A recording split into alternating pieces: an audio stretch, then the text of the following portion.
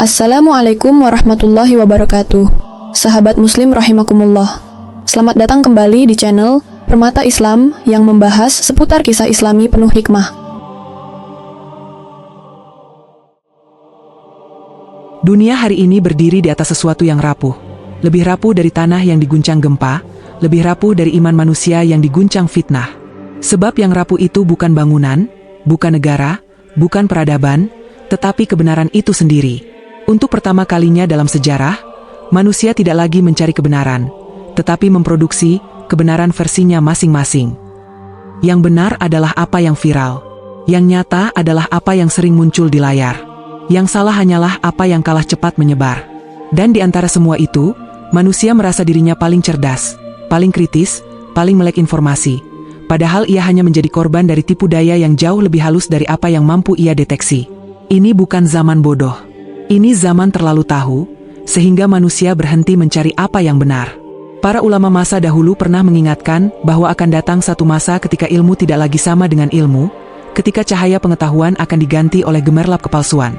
Mereka menyebutnya sebagai masa ikhtilat al-haq bayil bathil, masa bercampur baurannya yang hak dengan yang batil, sampai keduanya tidak dapat dibedakan oleh orang-orang yang dulu dikenal sebagai cerdas sekalipun. Dan kini, masa itu telah tiba. Ilmu pengetahuan yang dulu menjadi lentera kini berubah menjadi pisau bermata dua. Tidak ada lagi batas yang jelas antara informasi dan manipulasi, antara fakta dan fabrikasi, antara berita dan propaganda. Semua seakan dilebur dalam satu gelombang besar yang menyeret manusia, tanpa memberi kesempatan untuk bernapas. Manusia tidak lagi butuh kebenaran. Manusia hanya butuh sesuatu yang meyakinkan.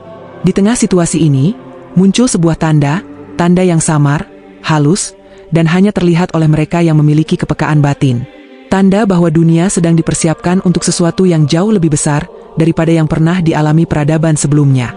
Tanda itu bukan meteor, bukan perang besar, bukan perubahan iklim, bukan runtuhnya negara. Tanda itu adalah hilangnya kemampuan manusia untuk membedakan antara kenyataan dan ilusi. Ketika manusia tidak lagi percaya pada mata mereka sendiri. Ketika suara-suara bisa dipalsukan. Ketika wajah bisa dimanipulasi. Ketika sejarah bisa ditulis ulang setiap hari, maka sebenarnya ada sesuatu yang sedang bergerak di balik layar dunia. Beberapa catatan kuno para ulama menyebut fase ini sebagai mukadimah ilmu yang akan turun ke bumi, suatu ilmu yang tidak diwariskan dari guru ke murid, tidak tumbuh dari pengalaman, tidak dipelajari melalui kitab tebal atau pergulatan intelektual. Ilmu itu turun dari langit, tidak untuk seluruh manusia, tetapi hanya untuk satu manusia, seseorang yang kelak akan berdiri di titik paling genting dalam sejarah bumi. Ia adalah seseorang yang tidak diketahui siapapun sebelum tiba waktunya. Ia hidup seperti manusia biasa, berjalan seperti manusia biasa, memikul rahasia besar yang ia sendiri belum menyadarinya di awal hidupnya. Ia tidak belajar ilmu itu dari manusia. Ia tidak mewarisi ilmu itu dari keluarganya. Ia tidak mengumpulkan ilmu itu dari perjalanan hidupnya. Ia kelak diberikan ilmu itu langsung oleh Allah, seperti nabi-nabi terdahulu diberi hidayah dan petunjuk, tetapi dalam bentuk berbeda. Bukan wahyu, bukan kitab, bukan malaikat yang turun membawa perintah. Ilmu yang turun kepadanya adalah 4 cahaya, 4 kemampuan batin yang tidak pernah dimiliki satupun manusia secara bersamaan sebelum dirinya. Namun pada tahap ini, pada fase awal sejarah yang sedang kita masuki, ilmu itu belum turun sepenuhnya. Yang bergerak baru bayangannya. Bayangan yang hanya terlihat oleh mereka yang mengamati dunia dengan hati, bukan hanya dengan mata. Di masa lampau, umat ini pernah memiliki tokoh-tokoh yang mendapatkan sinyal-sinyal ilham seperti ini. Umar bin Khattab pernah melihat pasukan Syariah dari jarak ribuan kilometer. Ali bin Abi Thalib mengenali niat manusia sebelum mereka membuka mulut. Abu Bakar memiliki ketenangan batin yang membuat kebenaran seakan membenarkan dirinya. Utsman melihat kegelapan dalam hati seseorang hanya dengan tatapan mata. Namun kemampuan itu muncul secara terpisah-pisah. Sebuah serpihan kecil dari cahaya besar yang kelak akan turun kepada sang pemimpin akhir zaman. Apa yang dulu dimiliki Umar bukanlah seluruhnya. Apa yang dulu dimiliki Ali bukanlah puncaknya. Apa yang dulu muncul pada generasi sahabat, hanyalah bayangan dari ilmu yang akan muncul sempurna di akhir zaman. Sebab sejarah tidak pernah mengulang diri. Sejarah selalu bergerak menuju titik puncak. Titik di mana seluruh serpihan cahaya bertemu dalam satu dada manusia.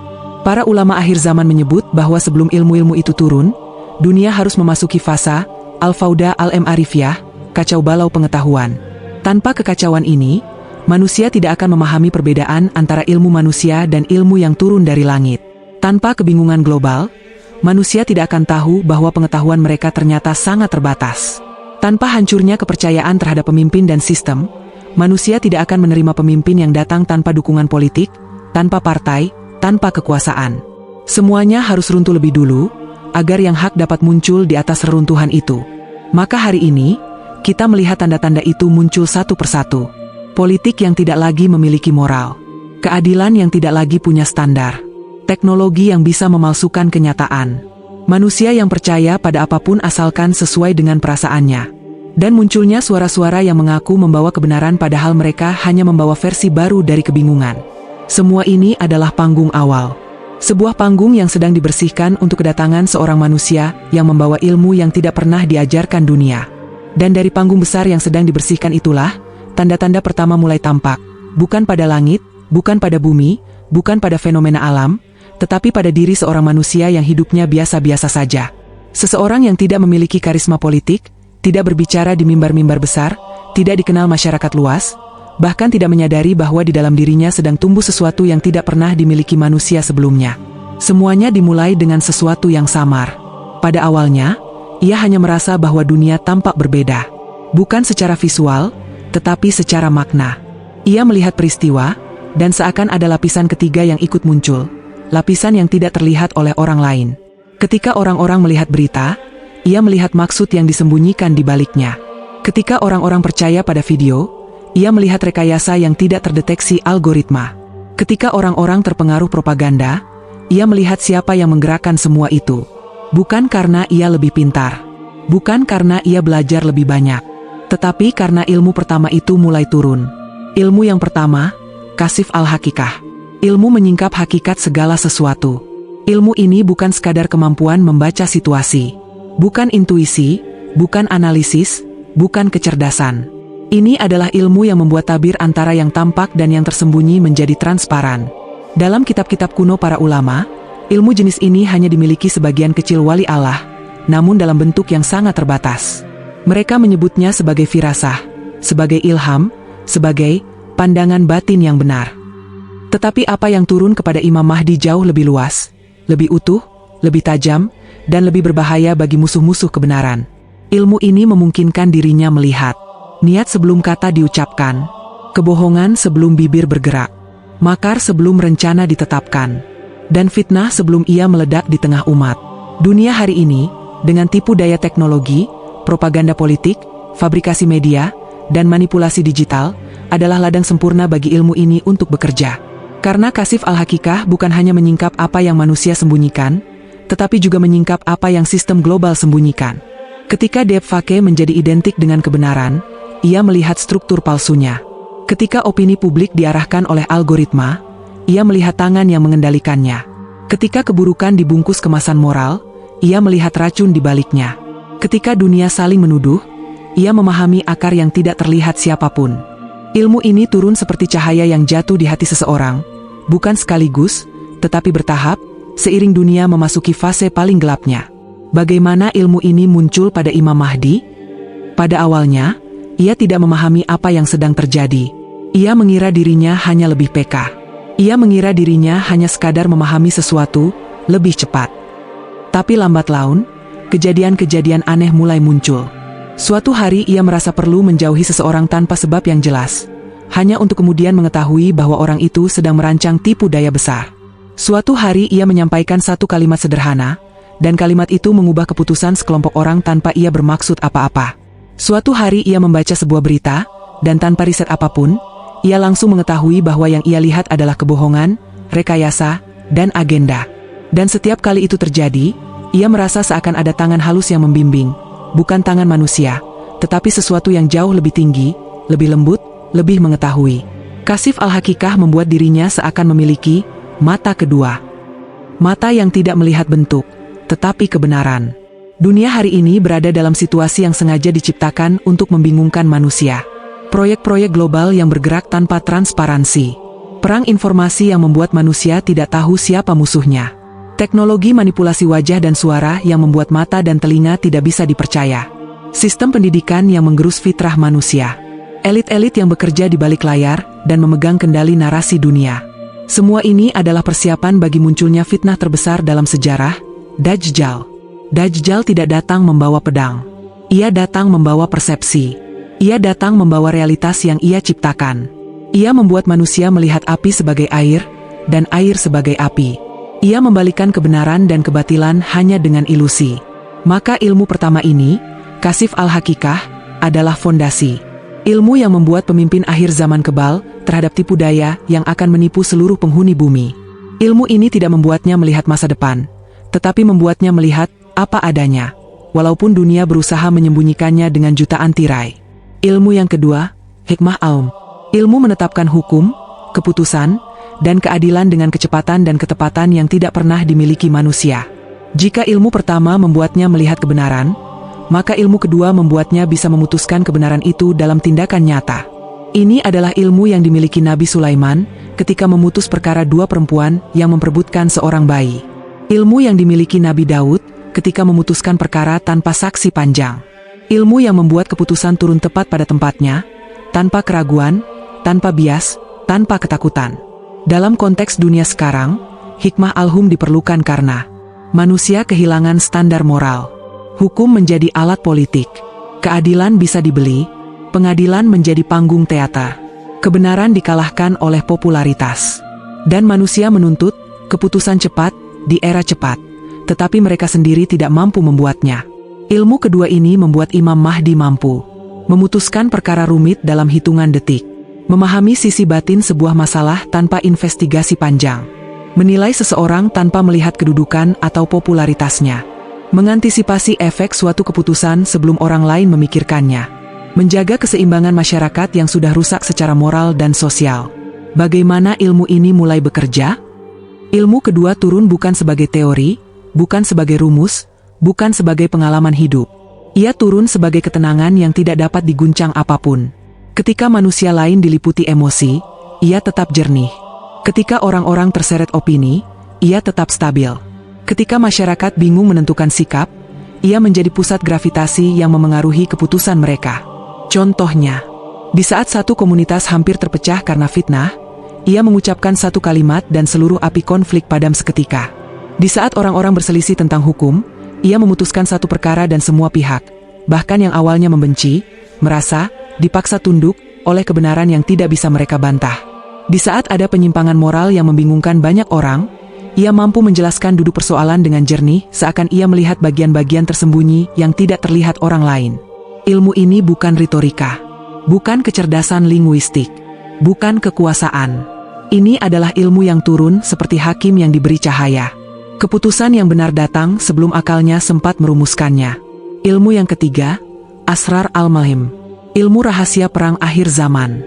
Jika dua ilmu pertama bekerja pada batin dan kebijaksanaan, maka ilmu ketiga bekerja pada medan yang sangat berbeda. Medan konfrontasi global, tempat tipu daya bukan lagi sekadar manipulasi informasi, tetapi strategi besar yang menggerakkan sejarah. Asrar al-Malhim bukan sekadar memahami perang, bukan sekadar membaca strategi, bukan sekadar kecerdikan militer. Ini adalah ilmu yang membuka peta tak terlihat, peta yang tidak ada dalam dokumen militer, tidak ada dalam perencanaan negara, tetapi ada dalam rencana besar yang disembunyikan oleh mereka yang bekerja di balik tirai dunia. Dengan ilmu ini, Imam Mahdi dapat membaca niat strategis musuh bahkan sebelum mereka menyadarinya, melihat pola perang yang tidak terlihat oleh jenderal manapun, memprediksi gerakan besar musuh tanpa harus menunggu laporan, mengetahui titik lemah seseorang atau suatu pasukan hanya dengan merasakan atmosfer pergerakan mereka, dan memahami arus takdir dalam sebuah konflik, mana yang ditakdirkan runtuh, mana yang ditakdirkan bertahan. Ini bukan kemampuan meramal. Ini kemampuan membaca alur sejarah sebagaimana seorang ahli membaca tulisan di atas kertas. Bagaimana ilmu ini muncul? Pada mulanya, tanda-tandanya kecil. Sebuah konflik di satu wilayah jauh terjadi, dan sebelum media menyiarkan detailnya, ia sudah tahu siapa dalang dibaliknya, apa tujuannya, dan bagaimana konfrontasi itu akan digunakan sebagai batu loncatan menuju fitnah lebih besar. Lalu sebuah pergerakan ekonomi besar terjadi di belahan dunia lain, dan ia langsung mengetahui bahwa pergerakan itu bukan kebijakan biasa, tetapi manuver taktis yang akan membuka pintu kekacauan global. Semakin hari, ilham itu semakin jelas. Pada satu malam, ia terbangun dengan napas berat, seakan ada tangan tak terlihat yang menyingkap tirai besar dari depan matanya. Ia melihat jalur-jalur konflik, seperti urat nadi yang menyala di peta bumi. Ia memahami bagaimana berbagai kekuatan sedang diarahkan menuju satu titik. Titik pertemuan besar yang telah disebut para nabi sebagai Malhim, perang-perang akhir zaman. Dan ketika ia mulai memahami pola itu, dunia mulai bergerak lebih cepat, lebih liar, lebih berbahaya. Yang pertama terjadi bukan perang besar, melainkan tabrakan bayangan, konflik kecil yang tidak dikenali orang sebagai bagian dari perang global. Sebuah kota di perbatasan tenggara Eropa tiba-tiba dilanda kerusuhan. Media melaporkan itu sebagai konflik internal. Pemerintah menyebutnya ketegangan politik. Namun Mahdi melihat sesuatu yang berbeda. Gelombang kecil itu bukan gelombang biasa. Itu adalah tes sistem, sebuah percobaan untuk mengukur respons dunia terhadap provokasi tertentu. Ia tahu siapa yang menggerakkannya. Ia tahu apa yang sedang diukur. Ia tahu apa yang akan muncul setelah itu. Fitnah besar yang akan menyebar seperti darah yang mengalir dari luka terbuka. Di tempat lain, sebuah negara besar mengumumkan fakta militer baru. Dunia menyambutnya sebagai kebijakan strategis. Mahdi melihatnya sebagai pintu gerbang perang.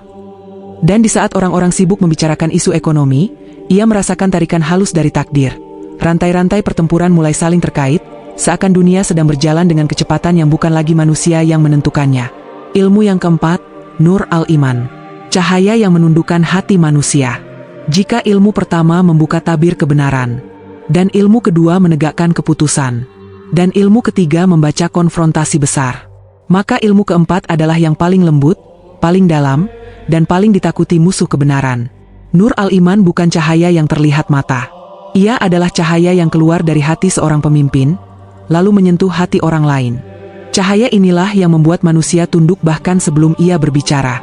Cahaya inilah yang membuat musuh-musuh paling keras merasakan ketakutan tanpa sebab. Cahaya inilah yang membuat pasukan kecil bisa mengalahkan pasukan besar tanpa strategi rumit. Ini bukan karisma, bukan sugesti, bukan hipnosis, bukan retorika. Ini adalah pancaran iman murni, iman yang tidak bisa dipalsukan, tidak bisa ditiru, tidak bisa direkayasa, dan tidak bisa dikalahkan oleh manipulasi apapun. Bagaimana cahaya ini bekerja? Nur al-Iman muncul bukan sebagai sinar, tetapi sebagai getaran batin. Pada suatu hari, ketika ia berbicara kepada sekelompok kecil orang yang bimbang, mereka tiba-tiba merasakan sesuatu yang sulit dijelaskan. Ketenangan yang menembus dada mereka, keyakinan yang tidak pernah mereka rasakan sebelumnya, dan keberanian yang muncul tanpa alasan logis. Padahal ia hanya mengucapkan kalimat biasa. Tetapi kalimat biasa itu membawa ruh. Dan ruh itu menembus hati yang mendengarnya. Di tempat lain, seorang pembenci beratnya mencoba menghina dirinya. Namun pria itu justru terdiam ketika berhadapan langsung dengannya. Ia merasa tubuhnya melemah, lidahnya keluh, dan hatinya guncang. Seakan ada sesuatu yang membuatnya takut, sangat takut. Padahal Mahdi tidak melakukan apa-apa. Itu bukan intimidasi. Itu bukan aura. Itu adalah cahaya kebenaran yang tidak bisa ditolak. Dan cahaya itu semakin kuat seiring dunia memasuki kegelapan semakin pekat.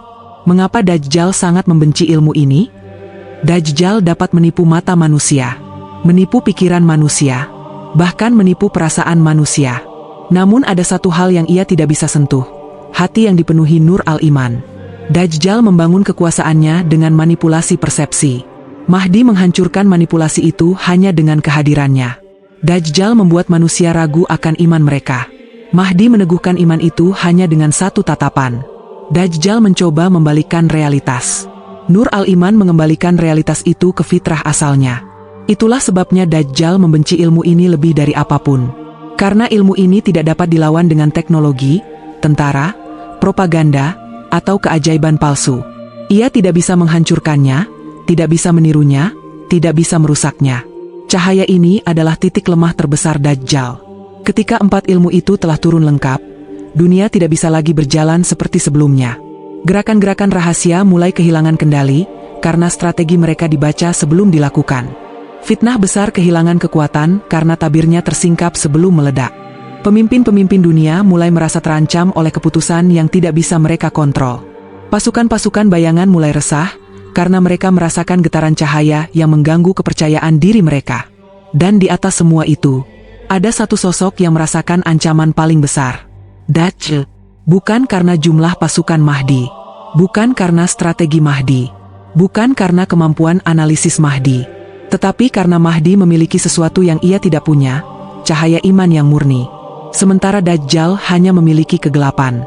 Dan kegelapan, sebesar apapun, tidak pernah menang ketika cahaya telah dinyalakan.